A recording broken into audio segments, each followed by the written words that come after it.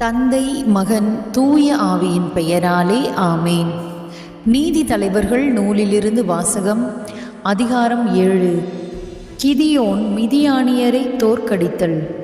எருபாகால் என்ற கிதியோனும் அவருடன் இருந்த மக்கள் அனைவரும் அதிகாலையில் எழுந்து அரோது நீரூற்று அருகே பாளையம் இறங்கினர்.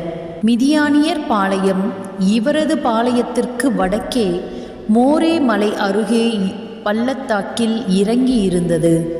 ஆண்டவர் கிதியோனை நோக்கி, உன்னுடன் இருக்கும் மக்கள் ஏராளமாக இருப்பதால் மிதியானியரை அவர்கள் கையில் ஒப்படைக்க மாட்டேன். இல்லையெனில் எம் கையே எம்மை காத்தது என்று கூறி இஸ்ரேல் மக்கள் எனக்கெதிராக தற்பெருமை கொள்வர்.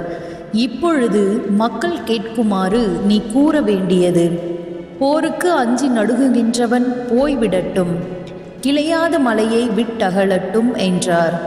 மக்களுடன் 22,000 பேர் திரும்பிச் சென்றனர். 10,000 பேர் எஞ்சியிருந்தனர். ஆண்டவர் கிதியோனிடம், மக்கள் இன்னும் ஏராளமாக உள்ளனர், அவர்களை நீர்நிலைக்கு அழைத்து வா, அங்கே உனக்காக அவர்களை தேர்ந்தெடுப்பேன்.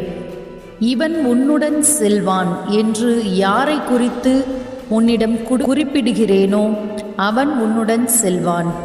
இவன் உன்னுடன் செல்ல மாட்டான் என்று யாரை குறித்து குறிப்பிடுகிறேனோ அவன் உன்னுடன் செல்ல மாட்டான் என்றார். அவர் மக்களை நீர்நிலைக்கு அழைத்துச் சென்றார். ஆண்டவர் கிதியோனிடம், நாய் போன்று நாக்கினால் நீரை நக்கி குடிப்பவர்களை எல்லாம் தனியாக நிறுத்து, முழங்காலில் மண்டியிட்டு நீரை குடிப்பவர்களை எல்லாம் தனியாக நிறுத்து என்றார். நாக்கினால் நக்கி குடித்தவர்களின் எண்ணிக்கை 300. மற்ற மக்கள் அனைவரும் நீர் அருந்த முழங்காலில் மண்டியிட்டனர். ஆண்டவர் கிதியோனிடம், நக்கி குடித்த 300 பேர் மூலம் நான் உங்களை விடுவிப்பேன்.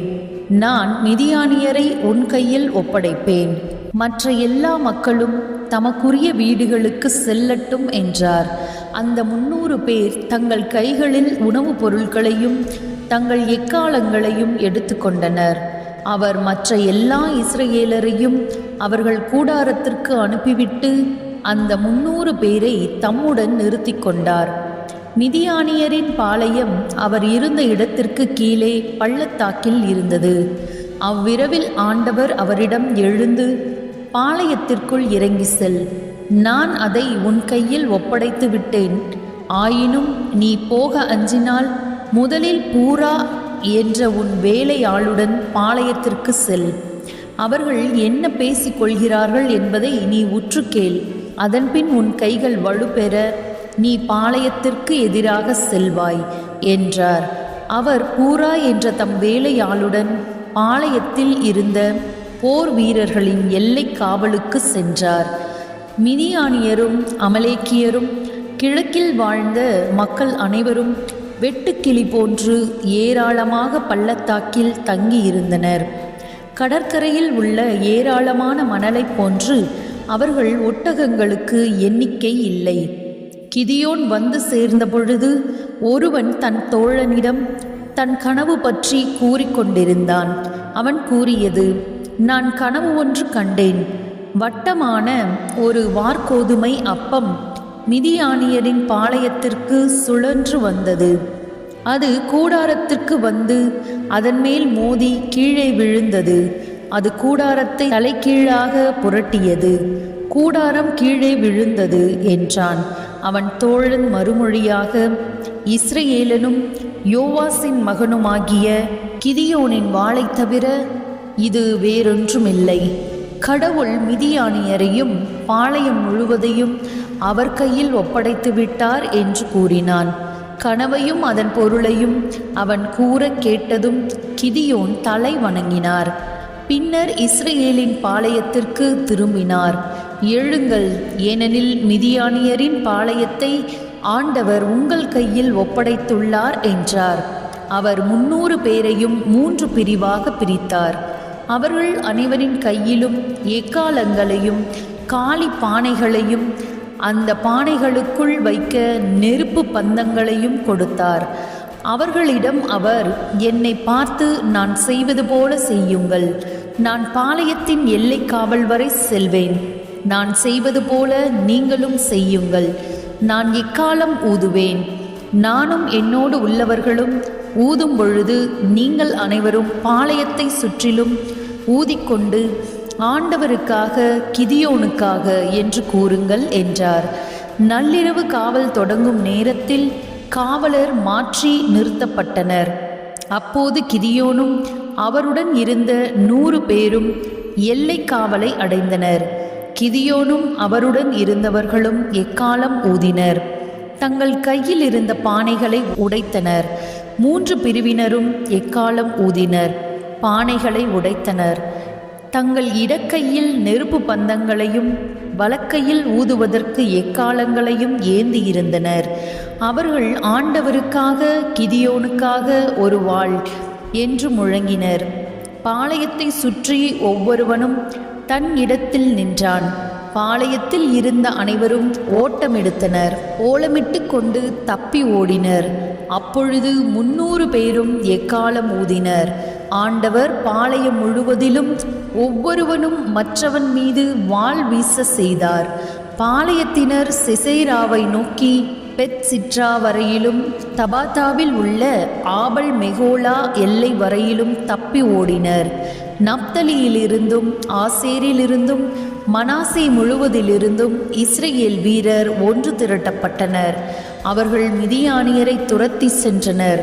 கிதியோன் எப்ராயிம் மலையில் உள்ள அனைவருக்கும் தூதரை அனுப்பி மிதியானியரை எதிர்க்க கீழே இறங்கி வாருங்கள், பெத்பராவரை உள்ள நீரூற்றுகளையும் யோர்தானையும் கைப்பற்றுங்கள் என்றார்.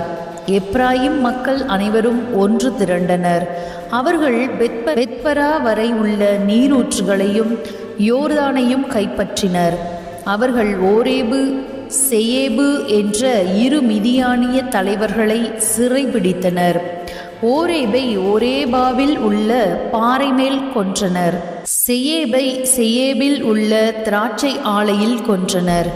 அவர்கள் மிதியானியரை மிதியான் வரை துரத்திச் சென்றனர். ஓரேபின் தலையையும் செயேபின் தலையையும் யோர்தானுக்கு அப்பாலிருந்து கிதியோனிடம் கொண்டு வந்தனர். இது ஆண்டவரின் அருள்வாக்கு. இறைவா உமக்கு நன்றி. அன்புக்குரியவர்களே, யாவே இறைவன் என்ற நம்முடைய சேனலுக்கு உங்களை வரவேற்கிறேன். இந்த விவிலிய வாசிப்பு உங்களுக்கு பிடித்திருந்தால் நம்முடைய சேனலுக்கு ஒரு சப்ஸ்கிரைப் செய்து இதை மற்றவர்களோடு பகிர்ந்து கொள்ளுங்கள். ஆண்டவருடைய வார்த்தைகளை நம்மால் முடிந்தவரை அனைவரிடமும் நாம் கொண்டு சேர்க்க வேண்டும். ஆண்டவருடைய வார்த்தைகள் நம்முடைய வாழ்க்கையை மாற்றும். ஆண்டவருடைய வார்த்தைகளை வாசியுங்கள், அவருடைய வழியில் நடங்கள். ஆண்டவர் எவ்வாறு பயந்து இருந்த அந்த கிதியோனையும் தாழ்வு மனப்பான்மை கொண்ட கிதியோனை ஆண்டவர் எப்படி பெரும் இனங்களை விரட்டி அடிக்கக்கூடிய ஒரு தலைவனாக மாற்றினாரோ, அவருடைய வாழ்க்கையை மாற்றினாரோ, அதே போல நம்முடைய வாழ்க்கையிலும் அற்புதங்களையும் அதிசயங்களையும் செய்து நம்முடைய வாழ்க்கையும் அதிசயமாய் மாற்றுவார். நம்மை நோக்கி வருகிற எல்லா ஆபத்துகளையும் விரட்டி அடிப்பார். ஆண்டவரே நம்முடைய வாழ்க்கையின் வெற்றியை நமக்கு தருவார். நம்மால் ஒன்றும் செய்ய முடியாது, எல்லாம் ஆண்டவரால் மட்டுமே முடியும். ஆண்டவரின் துணை கொண்டு நம்முடைய வாழ்க்கையை நடத்துவோம். ஆண்டவர் நமக்கு எல்லாவற்றிலும் வெற்றியை தருவார், வாழ்க்கையை மாற்றுவார், சந்தோஷத்தையும் சமாதானத்தையும் நிம்மதியும் தருவார். ஆண்டவர் உங்களை நீண்ட ஆயுளினாலும் நிறைவான செல்வத்தினாலும் குறைவில்லாத மகிழ்ச்சியினாலும் நிரப்பி ஆசீர்வதித்து வழி நடத்துவாராக. ஆமேன்.